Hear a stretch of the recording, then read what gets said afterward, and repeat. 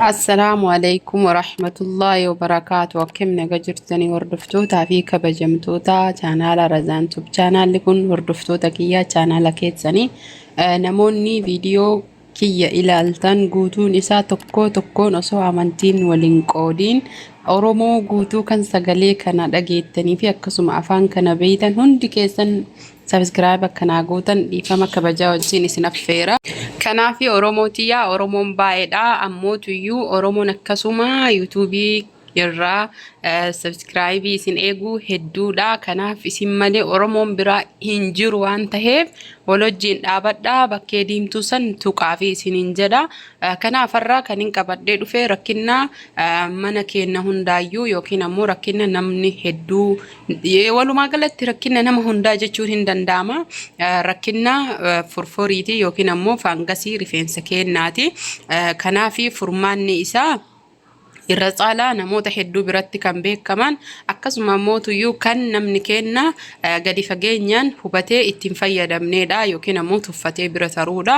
Kanaaf har'aa kan hin qabadhee dhufee wama xiqqoo daqiiqaa muraasaa keessatti kan isiniif ibsu taha inshallah isiniif gala.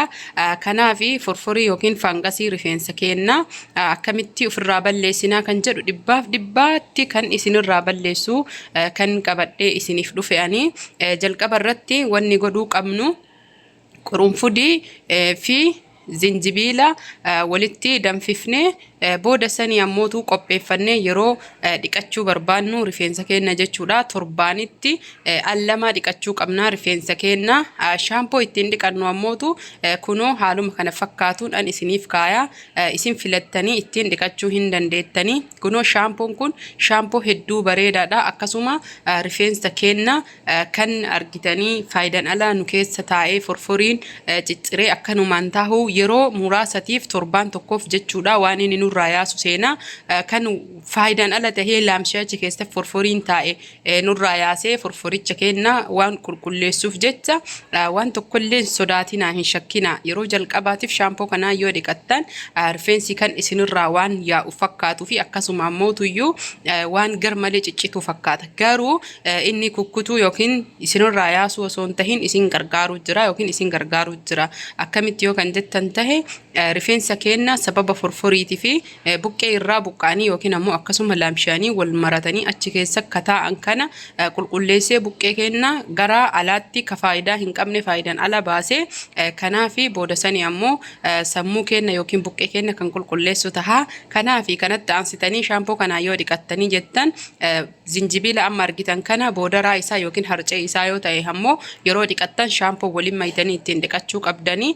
Garuu dheedhii isaa yoo tahee jedhe jechuudha haaluma salphaa tahe qurunfudii fi zinjibila dheedhii walitti danfiftanii erga shaampoon dhiqattanii geeffattanii akirarra ittiin lollaattanii bishaan osoo ittiin naqin kan dhiiftan taha akka faangasiisan gubuu fi akkasuma qurunfudii rifeensa keenya laaffisuu fi bareechisuu fi dheeressuuf kan akkaan nu gargaartuudha. Zinjibillis akkasuma. Kanaaf hordoftoota fi kabajamtoota kiyya waan kana itti amanaati itti fayyadama akkaan waan filatamaa fi waan gaariidha. Waan ofii fayyadamee faayidaa irraa argadhe bu'aa irraa argadhe isiniif qoode shaampoo shoordarsii kana namoonni hedduun hin tuffatanii garuu shaampoon kun shaampoo rifeensa faangasii yookiin ammoo mataa furfurii godhateef akkaan filatamaa tahee fi rifeensa keenya kan laaffisuu fi kan bareechisee bifa gurraacha godhee cululuqsu waan taheef jecha akkaan filatamaadha isinin jedha. Maallaqni isallee akka shaampoodhaan biraa hedduu ol kahaa miti.